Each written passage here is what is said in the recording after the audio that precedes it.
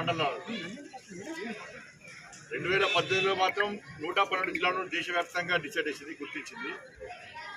ఇప్పుడు దేశవ్యాప్తంగా 500 మండలాలను, 500 బ్లాక్స్ను ఇలా ఐసోలేషన్ బ్లాక్స్గా కేంద్ర ప్రభుత్వం గుర్తించి వాటి లోపల కేంద్ర మంత్రులు పర్యటించడం, అక్కడ కేంద్ర ప్రభుత్వం యొక్క సంక్షేమ పథకాలు ఏ విధంగా అమలవుతున్నాయి,